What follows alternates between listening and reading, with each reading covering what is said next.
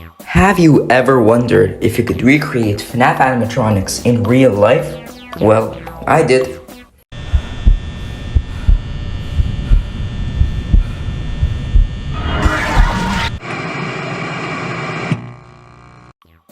Hey guys, since I recently hit 1000 subscribers, I've decided to make this video which will be explaining step by step on how I made my Mr. Cupcake animatronic. Before I start, I want to thank my friend Chaos Animatronics for basically designing the animatronic and making everything possible. So without further ado, let's get started. The materials I used were a 3D printer, some spray paint, some hex socket 3mm screws, sandpaper, MG90S servos, an Arduino Uno, a PCA 9685PW servo shield, some jumper wires, some rods, resistors, a joystick, some buttons, a solder, and a PC or laptop. Guys, don't worry, I'll link all of these in the description. I started building Mr. Cupcake on December 8th of last year. I started by printing the files, and about 3 days later, everything was printed. I then headed on to sanding, which was pain, and it took 1 hour just to sand the top and bottom pieces, but now I feel way better about sanding and I don't really worry about it. The next step was to painting.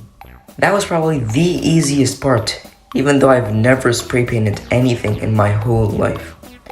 I waited for about an hour to make sure everything was fully dried and oh my god, he looks so cool. Alright, so do you guys know AliExpress? That Chinese website that sells stuff for extremely cheap? I decided to order the electronics from there and boy, I don't regret that at all. The electronics came in amazing condition, but that's what I thought. I'll explain later. Okay, so after wiring everything up, I powered the electronics on.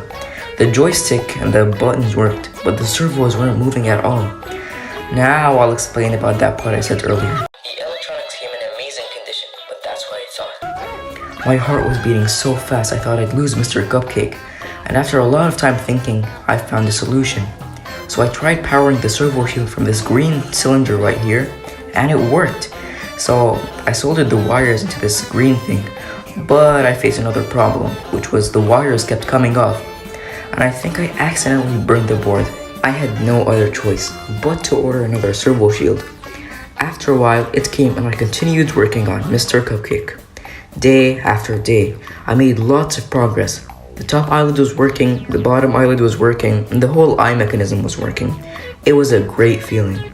So after finishing everything up, I put the eyes into the base, and I've officially finished my first animatronic.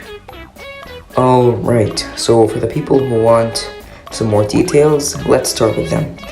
This is the servo arrangement as you can see here. In all, there are 6 servos. The mechanism is extremely simple and it's inspired from the Will Cogley eye mechanism. The servo horns are connected to a piece which holds a rod, and these rods are connected to the inside eye mechanism, which is responsible for the eye movement. Keep in mind guys, for the screws I mentioned earlier, you will need an Allen key, which is basically an L-shaped screw with a hexagonal shape. I'll also link that in the description. And guys, for the final part of this video, I will show you all of my progress videos and vlogs I made while making Mr. Cupcake. So grab some popcorn, a snack, a drink, doesn't matter. Ladies and gentlemen, I present to you the Mr. Cupcake vlogs.